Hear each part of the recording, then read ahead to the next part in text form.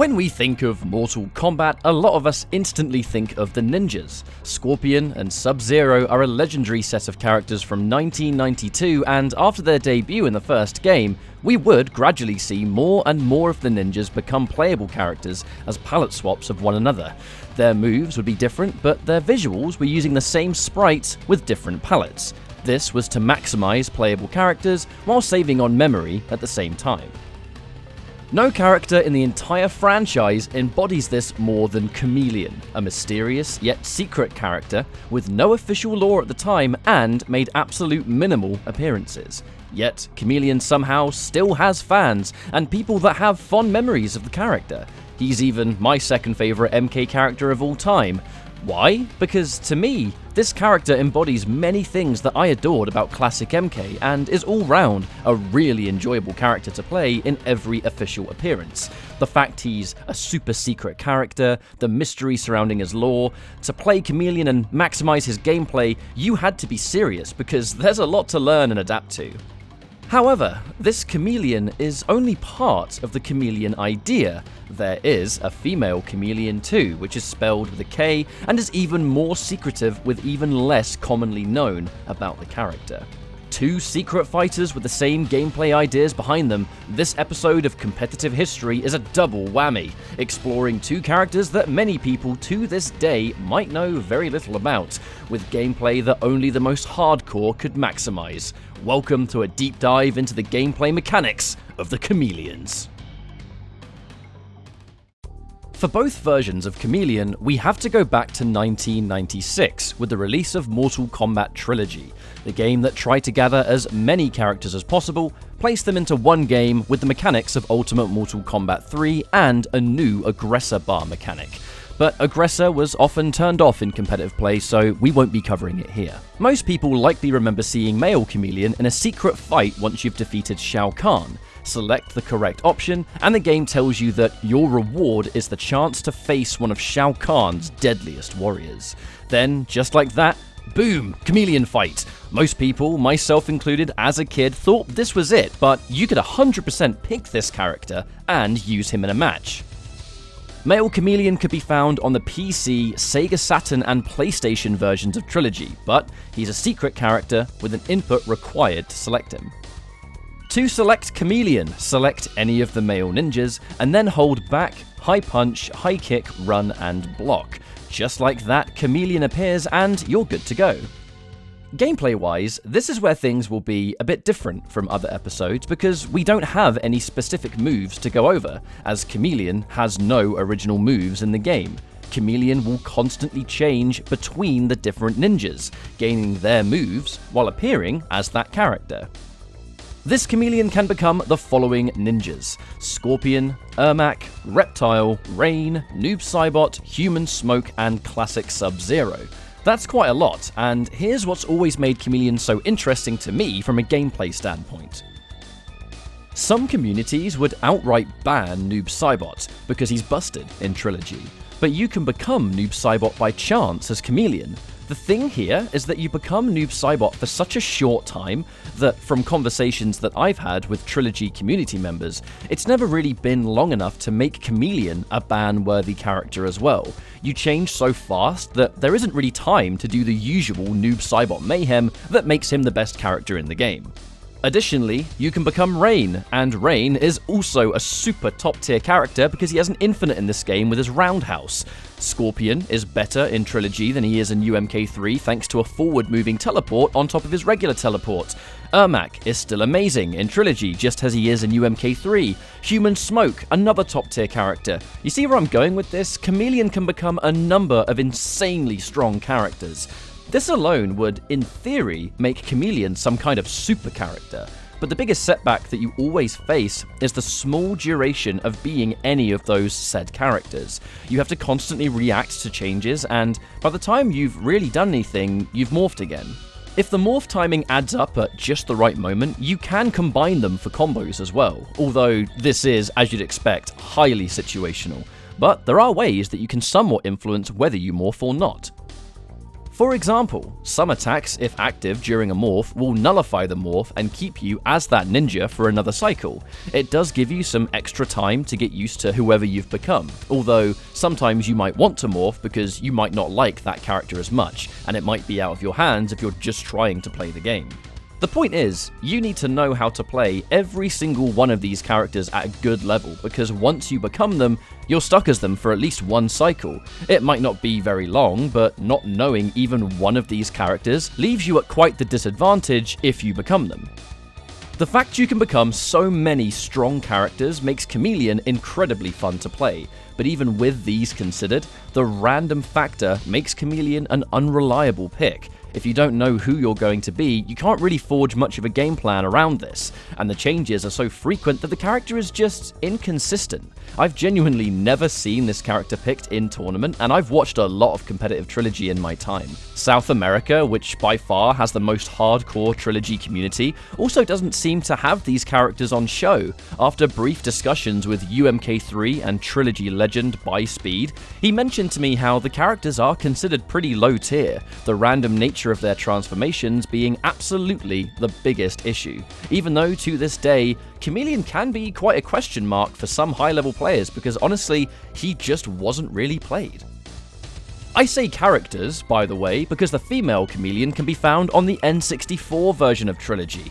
This character sporting a grey costume and will become either Jade, Kitana, or Melina. Significantly less morphs than the male version, but that's just due to there being less female ninjas in these games, right? To unlock this Chameleon, you have to wait for the story to show up on game startup. Then press, in this order, C right, C up, A, B, C down, C up, C right. You will hear, and now you can pick her from the character select screen. Unfortunately, this version of Chameleon definitely suffers the most from the random factor. To know which character you've become, your name on the life bar will change colour. Blue for Kitana, pink for Melina, and green for Jade. But as you can clearly see, these changes are much faster than the male Chameleon on PlayStation, making the character even more random in effect. The female ninjas have the benefit of a small hurt box, so you're generally a bit harder to hit, and some combos can't be optimal on you, but the massive unpredictability factor and the sheer speed of your transformations can be quite a problem indeed. These two characters were really interesting and fun to play, but their random element made them hard to master and, unfortunately, not very reliable. As we move into the 3D era of Mortal Kombat, Armageddon was where male Khameleon made his final official appearance. This version of the character, though, was pretty good for a number of reasons. In this game, Khameleon has his own colour scheme, but he keeps the gameplay mechanic of shared moves, but those shared moves are specials that will change his colour during the activation. It's a cool effect and I always liked it a lot. That said, Khameleon has his own fighting stance and weapon, so by all means, he's a standalone character this time. Special-wise, here's what we're working with. Green Wave is Ermac's Fireball. Not much to say about this one. Lizard Lightning is Rain's unblockable Thunderstrike. Speedy Serpent is the running elbow dash belonging to Reptile. Vanishing Kick is the teleport, taken from Scorpion. Freezing Charge is Sub-Zero's Cold Shoulder. All of these moves have a place, which is good because it makes Khameleon feel more complete as a character.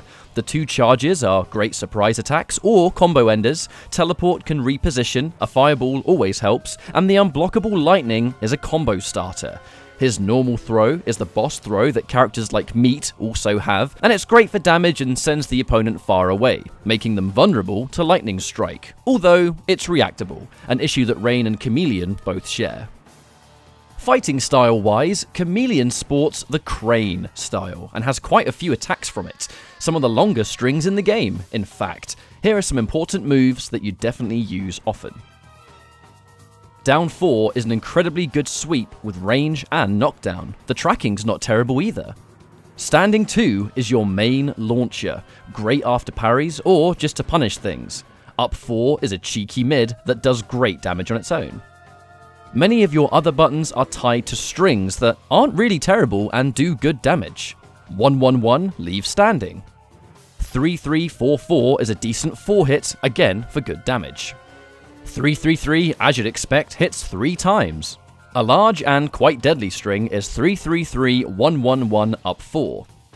And finally, 333-11 stance change launches and changes to Ninja Sword. Now, the Ninja Sword is where your damage comes from.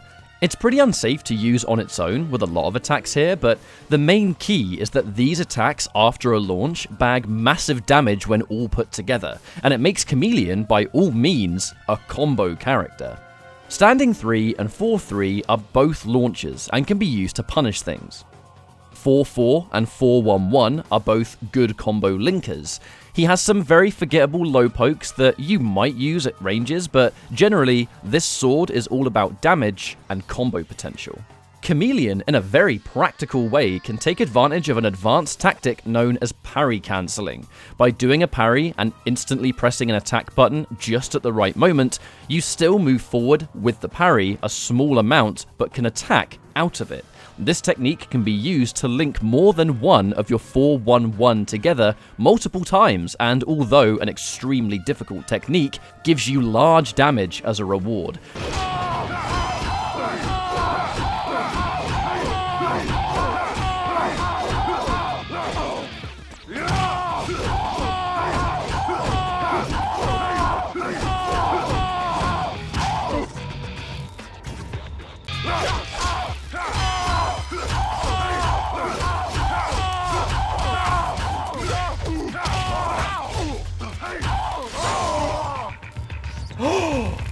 Male Khameleon was focused on mostly hand-to-hand stance, and when a launcher takes place, swapping to the Ninja Sword for the big damage enders. He has the easy air infinite set in weapon, so air juggles are much simpler for him, and they bag even larger combos than before. You can combine air juggles and the sword combos to make some flashy, high damage stuff. Khameleon's final use is that should players ban the use of air infinites, which was definitely common, Khameleon still has some of the highest practical combo damage in the entire game. He doesn't need air juggles to get damage. He was a solid character, and the damage helps a great deal in a game with this much crazy business in it. This was the game that made me really fall in love with the character design, and I've been a fan for many years. Chameleon in Armageddon is a lot of fun to play. Now, things get even more rare with the next version of female Khameleon. She was a new character to the game and was exclusive to the Nintendo Wii version. She, like male Khameleon, had her own stances, but specials that belonged to other characters. She is definitely not a character that thrives off special moves though, because hers aren't as strong, but she has the following. Yellow Surge is Tanya's projectile. Serpent's Shadow is Jade's teleport. This is probably her best special in general. Square Wave belongs to Kitana. And Venom from Above is Melina's dive kick. None of these specials are moves that you'll use all the time, but I think the teleport is the most useful in a general match. However, she is a character that thrives off her hand-to-hand stance, which is Eagle Claw. First of all, regular throw is a side switch, and her throw in general was quite useful because there are many ways that you can set it up. I'll talk about that later. Down 2 is the only uppercut in the entire game that's a true launcher and can easily turn into more damage. Up 4 is another launcher, and it leaves them closer. This one is really good for combos, and as you might have noticed, is reminiscent of male Khameleon's launcher as well.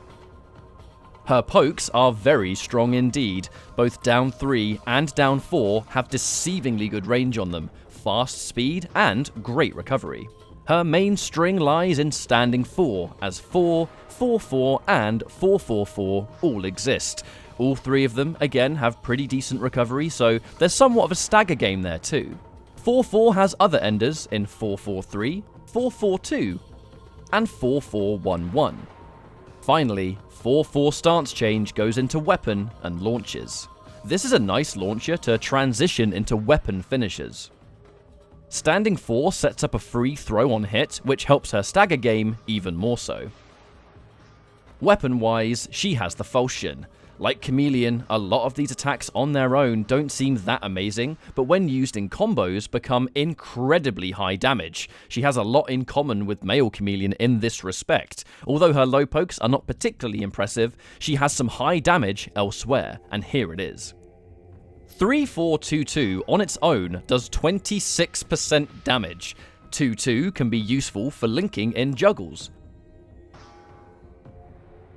1-1 is a basic 2-hit, and back 1 launches for a full combo. Forward 1-1-1 hits 4 times and can be good for certain juggles. One thing she does a great job on is damage.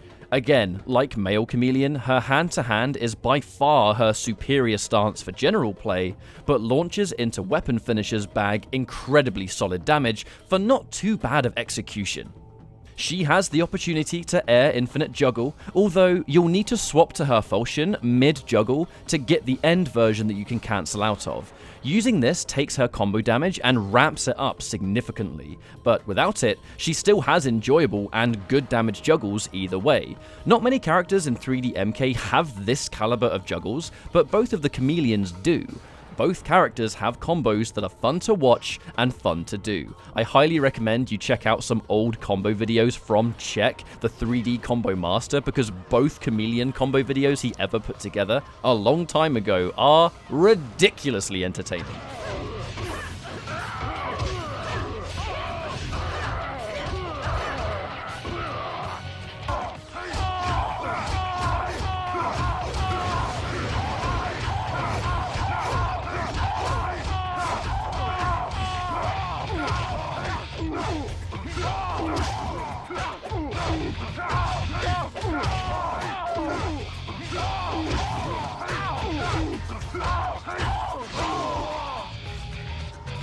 Here's the thing about this version of Khameleon. She was only playable in the Wii version of Armageddon, right? Which was definitely not the most popular version of the game at a high level. This game also didn't have online play, so there was no way in the online days with clans and forums that people could actually grind this character and figure out where she sat in the tier list.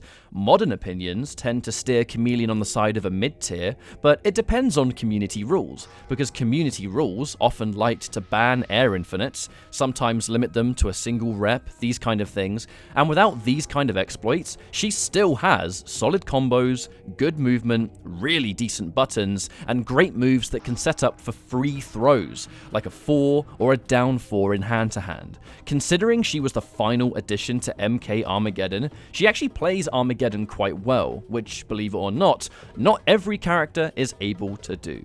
I'd go as far to say that Armageddon Khameleon might be one of the hardest to research characters in any Mortal Kombat edition because of the not so popular console and the fact there was no online play.